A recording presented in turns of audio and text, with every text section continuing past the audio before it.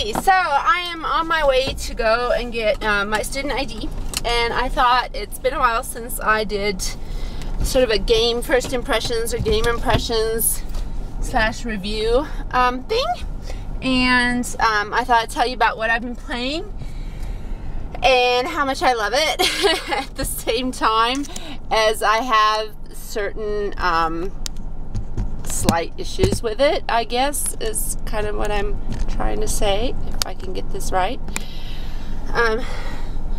Issues that aren't game breaking, really, just sort of the challenges that I'm finding. So I'm talking about the Secret World.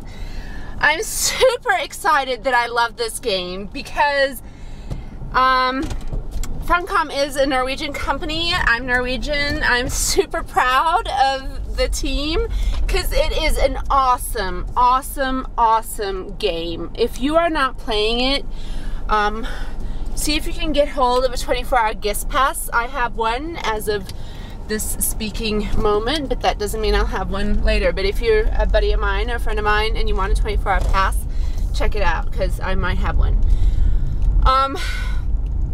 I am so proud of them for making such an awesome game.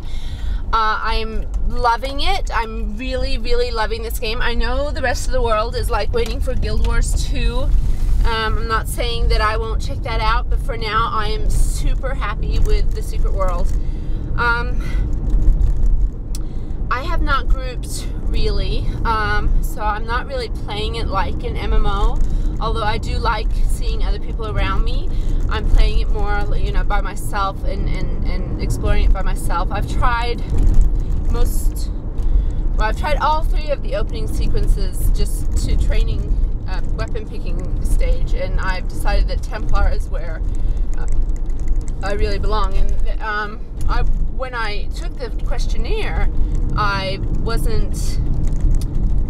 became a Templar, and I was like, I don't want to be a Templar. But when it's amazing to me now that I've tried all 3, how much I fit in the Templar. And so listen to what if you took the questionnaire before the game, at darkdaysarecoming.com, before the game came out, then yeah. So first of all, okay, what is it? It's an MMO.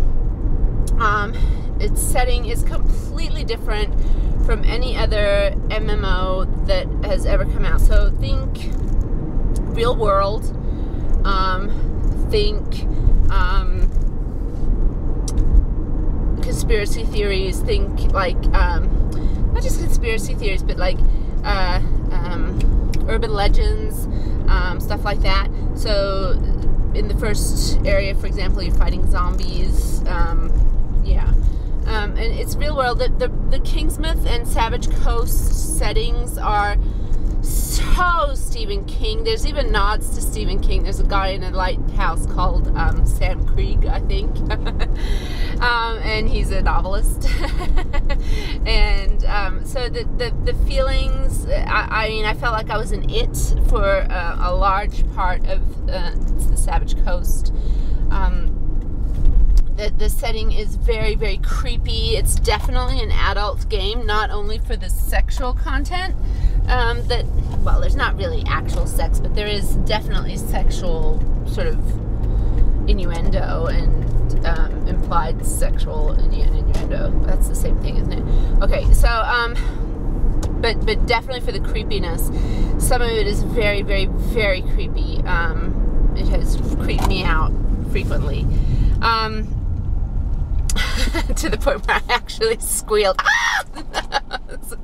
Okay, so the setting is that you're a regular person who has been somehow imbued with supernatural powers, and you go out to fight the darkness that's coming in the world. So there's a storyline. So similar to Star Wars, there's your own character sort of storyline quests, and then there are quests that are related to just the area that you are in, and some of those are sort of typical killing quests, and some of them are some of my favorite quests, which are called investigative quests, where you have to solve puzzles. You have to crack computer passwords. You have to find places based on riddles, and it really is fantastic. Some of them have been really, really hard. There are websites that sort of reveal hints to you as you go, and I have to admit that I've used those. There's also an in-game browser to help you solve the puzzles. Like, for example, I had to source replacement parts for an antenna, and I could go to the in-game browser, which actually goes to a real internet site, to a pretend manufacturer of antennas. So I looked up, what the antenna was, and then I entered that company, and it's like has parts, what parts you need in there. So that was really, really, really cool. So it's like a pretend company on a real website in an in-game browser that I had to access to find stuff. So the combat is really cool. You have to move around a lot. You can't stand still and expect to survive. And you're allowed 8 is it 7 or 8 active abilities, and then you have 7 or 8 passive abilities. And you can equip 2 different kinds of weapons at the same time. You can choose abilities from each of those weapons as sections on the ability wheel. So there's an ability wheel, and then there's a section for each weapon type that you can grow out. And it really you really aren't confined to just those 2 weapons ever. You can change weapons at any time to get abilities from other weapons as sections on the ability wheel. But you do have to put skill points, which is the other thing. You get ability points and you get skill points, and you do have to put skill points into that type of weapon in order to use one that is, even remotely useful to you, I guess is a good way to put it. And I'm loving that. I mean, I really, really love that. You can sort of make your own character and there are inbuilt, they call them decks, which is, a selection of abilities. A deck is basically a selection of abilities from 2 weapon trees, weapon sections of the wheel, and there are ready-made ones in the game that you can work towards. I don't actually recommend going for those completely and all out, because they're usually quite situationally specific. There are recommendations on the web for survivability and stuff. This is the part that I find really, really challenging about the game. I really have to think. Choosing your skills requires a lot of thinking and a lot of planning and a lot of hit and miss. And it really isn't as simple as you would sort of going down a WoW tree. You really have to think about your choices in the ability wheel, and which is great. I mean, you really have to use your brain just to pick your abilities. You have to remember that you need survivability. You have to remember that you are going to need ranged attacks. You have to remember that you are going to need all these sorts of things, really. So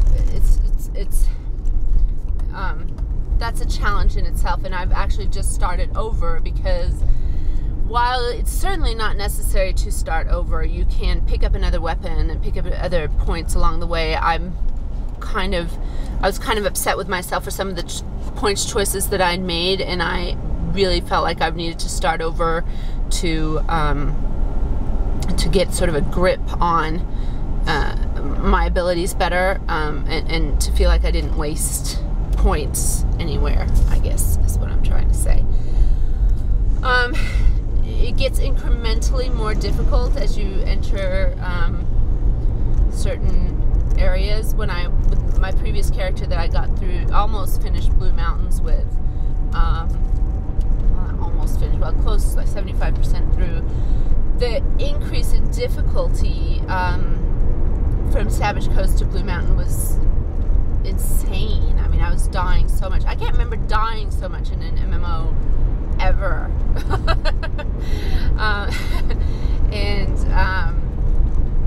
Apparently some of that is due to mob vicinity aggro that they're tweaking a little bit, but I don't want them to tweak it too much. I want it to be difficult. I just hadn't put points in enough survivability, I guess, is what I'm saying. There are lots of solo instances, so instanced areas that you have to enter solo, which I am loving. I had to kill the boogeyman, and man, jeepers, it was such a tough fight. I couldn't sleep at night. I was trying to figure out what I was doing wrong in this fight, and I finally woke up that morning and was like, yes, I know how I'm going to do it, and I strategized it and figured out how to kill him, and I did it, and it was such an amazing feeling. It was tough to puzzle out. It was a tough fight. It was a fun fight, and the fact that you couldn't, call your friend over to help you was actually really good. It was a real challenge. It was really, really interesting. The quests are fun. The dialogue is great. The personal story quest that you go through is fantastic. The voice acting in it is really, really great. I don't know how much of a longevity it has, but for now, I'm just saying that it's $50. And the story in itself is just spectacular. If nothing else, you'll play it for a month and play it for free to get through the story. Then pay another $15, so $65 if you play it for 2 months just to get through the story. But from what I hear, the instances are also incredibly fun, incredibly challenging, and a really good time. And there are issues with character creation. There's only one look that I feel like I could have played. There's no long hair for girls. I know that's a petty little thing, but that bothers me. They say there might be a fix for that, but hopefully. They are actually putting in a character customization in August, I believe, where you can change your look, because they have responded to the community not liking their character creation selections that much. You can buy clothes in their online store to go. So you don't get any stats off your clothing. You get stats off your weapon and your talismans, which is like your head, your neck, and your wrist, and some lucky dice or something in a ring. You get stats off that, but not off your actual clothes. And you can actually go buy clothes in London with game money, or you can go buy at the Funcom store with real money. And it turns out I'm just as big a spender on clothes for my virtual people as I am for myself. So that's been kind of fun. And it's kind of seamless. You sort of get it automatically into your dressing room on your character, which is fun. There's no mounts, but you get movement speed increase, so you're Speedy Gonzalez sprinting. It's just kind of cool. You can go to all the main cities,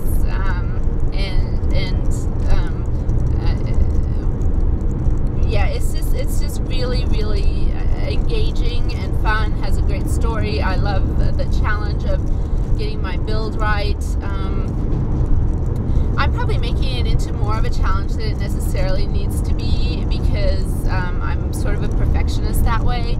You can get away with, playing in many different ways. You don't need to be as anal about your build as I am. So right now I'm playing a Templar called Tallulah Bell. She's Kitty Tallulah Bell Smith, and I'm loving the hell out of it. It's really, really, really fun. I can't wait for the auction house to come live. Although I've been doing fine without it so far, really. But I guess when you get to higher levels and you get blue drops and can make blue stuff and stuff, then it might be nice to actually have an auction. It's not going to be called it's going to be called a trading something. I wish there's a couple of things I wish they would have done. I love the fact that in Terra, all your characters shared a bank. I wish they'd done that. tags are clunky. Some of the interface stuff is clunky. Some of the wording on the abilities is very intricate, and like I said, you have to really wrap your head around it. My friend, somewhere everywhere, is it everywhere somewhere? Somewhere everywhere, on Twitter, likened it to needing an engineering degree to understand some of these things, but it's not that bad. It's just you really have to focus when you look at your abilities, and you really have to sort of think about what that means. There's some great theory crafting on the forums if you need help. There's some great help on the forums in general, and of course there's a lot of trolling on the forums and people complaining. That's normal. But yeah, no, I'm just really, oh, and the other thing that's really cool is that it has a single server technology, which means that everybody's on the same server, but you're sort of in different dimensions of it. But it means that your general chat is for everyone, like everyone. And if you invite someone to your group, it doesn't matter if they're on your dimension or not. They can come, you can play together. You sort of join each other in one dimension on the same server. So everybody is basically playing together. It's which I think is really awesome. Yeah, I'm just really enjoying the hell out of this game, and for now I bought a ton of stuff on the Steam sale, but I can't see myself playing it because I'm just really enjoying the secret world. I'm hoping this character can be more survivable as she heads into Blue Mountains and beyond, because I'm loving the content and can't wait to see more, basically. Yeah, so that's my impressions of the secret world. I totally encourage you to play it, even if you think you're sick of MMOs. This is really different. You don't even have to play it like an MMO. You can play it like it just you know, like an RPG, basically, an action RPG. If you want to, you really can. And it's very fulfilling that way. And I think a lot of the content is almost designed like that, especially considering the solo instances and whatnot. Yeah, check it out. Okay, bye.